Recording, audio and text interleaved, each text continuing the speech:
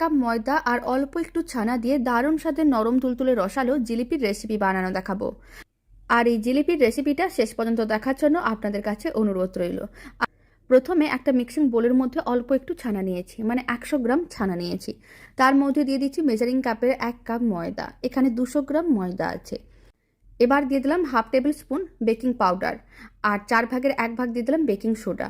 সমস্ত কিছু একসঙ্গে খুব ভালো করে মিশিয়ে নিতে হবে। আর খুব ভালো করে এইভাবে শুকনো উপকরণগুলো মিশিয়ে নেওয়ার পরে অল্প একটু জল ভালো করে ছিটিয়ে দিতে হবে। তারপর ভালো করে মেখে একটা ডো বানিয়ে নিতে হবে। ডোটা খুব বেশি নরম বা খুব বেশি টাইট করে বানানোর দরকার নেই, ঠিক এরকমই ডোটা রেডি করতে হবে। তারপর ডোটা থেকে লেচি কেটে নিতে হবে।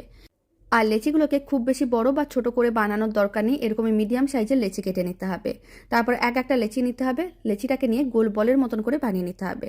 তারপরে লেচিটাকে এইভাবে একটু লম্বা দড়ির মতন করে বানিয়ে নিতে হবে আর জিলিপির শেপ দিয়ে দিতে হবে। এইভাবে দড়ির মতন করে বানিয়ে নেওয়ার পরে তারপরে এইভাবে গোল করে নিতে হবে। আর ভালো করে গোল করে শেষ প্রান্তটাকে প্রথম প্রান্তের সঙ্গে ভালো করে আটকে নিতে হবে। আর একটু অল্প জল দিয়ে দিলাম, এতে খুব ভালো করে আটকে যাবে, জিলিপিগুলো ভাজার সময় খুলে যাবে না। সমস্ত জিলিপিগুলো একইভাবে রেডি করে নিয়েছিলাম। এবার জিলিপিগুলো ভেজে নিতে হবে। তার জন্য কড়াইতে কিছুটা পরিমাণ সাদা তেল নিয়ে তেলটা ভালো করে গরম করে নিয়েছিলাম। তারপরে ফ্লেমটা মিডিয়াম টু লোতে রেখেছি আর সমস্ত জিলিপিগুলো গরম তেলের মধ্যে দিয়ে দিতে হবে। প্রায় 3 মিনিট এইভাবে রেখে দিয়েছিলাম। 3 মিনিট পরে একটু উল্টে পাল্টে নিতে হবে। টাইমটা একটু বেশি প্রয়োজন পড়বে, এতে জিলিপিগুলো অনেক বেশি নরম তুলতুলে হবে, খেতেও ভালো লাগবে। প্রায় 7 থেকে 8 মিনিটের মতন সময়ের প্রয়োজন পড়েছিল। জিলিপিগুলোকে উল্টে পাল্টে লাল লাল করে ভেজে নিয়েছিলাম। তুলে একটা প্লেটের মধ্যে রেখে দিয়েছি। এখন চিনির শিরা রেডি করে নেব। তার জন্য মেজারিং কাপের 1 কাপ চিনি নিলাম, 200 গ্রাম চিনি আছে। আর ওই কাপের 1 কাপ জল দিয়ে দিলাম, মানে 200 ml জল দিয়ে দিলাম। 1 চিমটের মতন দিয়ে দিলাম এলাচ গুঁড়ো। আর আমি দিয়ে দিচ্ছি 2 ফোঁটার মতন অরেঞ্জ ফুড কালার। ফুড কালারটা একেবারেই অপশনাল, আপনারা চাইলে দিতেও পারেন, নাও দিতে পারেন।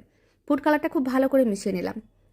ফ্লেমটা মিডিয়াম টু হাইতে রেখে প্রায় 3 মিনিট এইভাবে চিনি শিরাটাকে খুব ভালো করে ফুটিয়ে নিয়েছিলাম। চিনি শিরার মধ্যে চিরচিরে ভাব চলে এসেছে। এখন ফ্লেমটা লোতে আছে। সমস্ত ভেজে রাখা জিলিপিগুলো চিনি শিরার মধ্যে দিয়ে দিতে হবে। তারপরে জিলিপিগুলোকে একটু উল্টে পাল্টে নিতে হবে। আর জিলিপিগুলোকে উল্টে পাল্টে নেওয়ার পরে ঢাকনাটা বন্ধ করে দিতে হবে।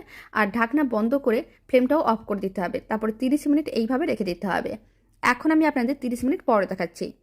30 মিনিট হয়ে গেছে, ঢাকনাটা খুলে নিয়েছি। জিলিপিগুলো বেশ ভারী হয়ে গেছে, তার মানে বুঝে নিতে হবে ভালো করে চিনি শিরাটা শোক করে নিয়েছে। আর এই দারুণ স্বাদের নরম তুলতুলে রসালো জিলিপির রেসিপিটা শেষ পর্যন্ত দেখার জন্য অসংখ্য ধন্যবাদ। ভালো লেগে থাকলে আপনারা যদি ফেসবুক থেকে রেসিপিটা দেখছেন, পেজটিকে ফলো করে নেওয়ার অনুরোধ রইল। আর ইউটিউব থেকে দেখলে চ্যানেলটি সাবস্ক্রাইব করে নেওয়ার অনুরোধ রইল।